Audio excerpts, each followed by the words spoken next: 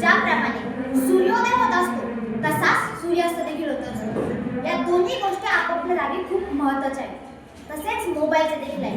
मोबाईलचा वापर जितका महत्त्वाचा आहे तितकाच या मोबाईलचा वापर धोकादायक ठरतो। अनेक तज्ञांचे असे म्हणणे आहे की या मोबाईलमुळे कित्येक लोकांचे आयुष्य घडले आणि याच तज्ञांचे असे देखील म्हणणे आहे की याच मोबाईलमुळे कित्येक लोकांचे आयुष्य बिघडले। अशा वेळी देशाला महासत्ता बनवण्याची जबाबदारी ज्या युवकावर आहे तो युवक देशहितासाठी या मोबाईलचा वापर करतो की नाही यावर मी कुमारी एंजल मंगेश कुंभार या तास 7 शाळेचे नाव यशवंतराव चव्हाण माध्यमिक विद्यालय आंबेगाव बसाव मोबाईल शाप की वरदान यावर आपले विचार मांडण्यासाठी या विचार मंचावर उभे आहे। नाचू कीर्तनाचे रंगी त्याने दीप लावजले, नाचू कीर्तनाचे रंगी त्याने दीप लावजले। 16 वरी जरी धोक्याचं असलं तरी ते मोक्याचं नाही हे पुढील उदाहरणावरून कळतं। वयाच्या 12व्या वर्षी संत ज्ञानेश्वरांनी ज्ञानेश्वरी लिहिली व जगाला दान देऊन सर्वात श्रेष्ठ दान पसायदान दिले। वयाच्या 14व्या वर्षी छत्रपती संभाजी महाराजांनी बुधभूषण हा ग्रंथ लिहिला। वयाच्या 16व्या वर्षी छत्रपती शिवाजी महाराजांनी स्वराज्य स्थापनेचा प्रयत्न केला। वयाच्या 21व्या वर्षी महात्मा ज्योतिराव फुले यांनी खेड्यावाड्यात मुलांसाठी पहिली शाळा सुरू केली व याच वयस्कर तरुणाई आज काय करतो। आजच्या वयस्कर तरुणाईला वयाच्या 12व्या वर्षी पंख फुटतात, वयाच्या 14 वर्षांना मोबाईल हवा असतो, वयाच्या 16 वर्षांना गाडी हवी असते आणि हाच मुलगा वयाच्या 21व्या वर्षी आपल्या आई वडिलांना वृद्धाश्रमात नेऊन टाकतो। आजच्या 16 वर्षाची मुलं व्यसनाच्या आणि मोबाईलच्या आहारी गेलेली आहेत आणि मगच मला म्हणावेसे वाटते की 16 वरीस धोक्याचं 16 वरीस धोक्याचं। खरं तर भाषणाची सुरुवात करत असताना मोबाईलची सकारात्मक बाजू व नकारात्मक बाजू म्हणणे गरजेचे आहे।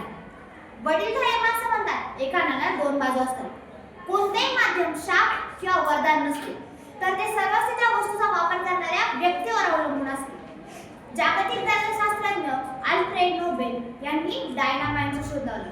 तो हिऱ्याच्या खाणीमध्ये वापरला परंतु मानवाने त्याचा वापर बॉम्ब म्हणून केला। ओपेन हायपर यांनी अणुबॉम्बचा शोध लावला तो वीज निर्मितीसाठी परंतु 1945 साली अमेरिकेने हिरोशिमा आणि नागासाकीमध्ये लोकांचा नरसंहार करण्यासाठी केला। 2019 जगाच्या इतिहासातील अत्यंत काळे वर्ष। कोरोना महामारीमुळे संपूर्ण जग स्तब्ध झाले होते आणि या स्तब्ध झालेल्या जगाला मोबाईलमुळे चालना मिळाली। कोरोना महामारीमध्ये व्यापारापासून शिक्षणापर्यंत जेवणापासून औषधापर्यंत सर्वच गोष्टी मोबाईलने खूप साथ दिली आहे। परंतु अतिशय लाजिरवाणी गोष्ट आहे की जगातील 20% लोक या मोबाईलचा वापर कामासाठी करतात आणि जगातील 80% लोक या मोबाईलचा वापर केवळ आणि केवळ टाइमपास व्हावा यासाठी करत असतात।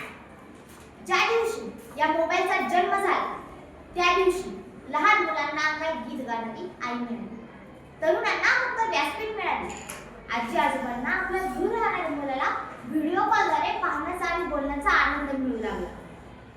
मोबाईलमुळे जी लोक आपल्या जवळ होती आज तीच लोक आपल्यापासून लांब चाललेली आहेत। यावर तुकोबांचे एक सुंदर असे प्रमाण म्हणायचे वाटते, तुका म्हणे दर्पणाचे अंग ज्याचा त्याचा गावी लावून।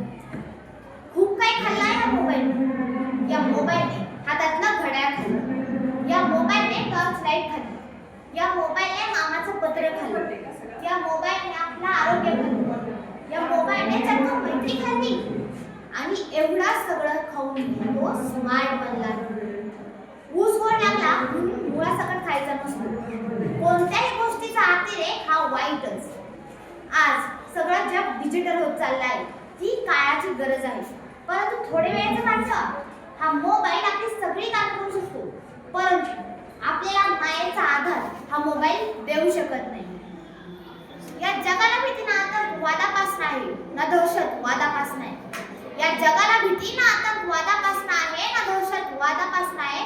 या जगाला सर्वात जास्त भीती तुमच्या खिशात असणाऱ्या 4 इंचाच्या मोबाईल पासून आहे, तुमच्या खिशात असणाऱ्या 4 इंचाच्या मोबाईल पासून आहे।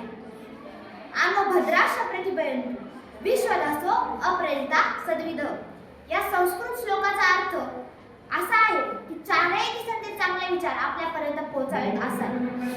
आणि मोबाईल 4ही दिशांचे चांगले विचार आपल्यापर्यंत पोहोचवतो। भाषणाच्या शेवटी एवढेच म्हणेन, दुनिया ने दुनिया कने क्या खूब परोसा है, दुनिया ने दुनिया कने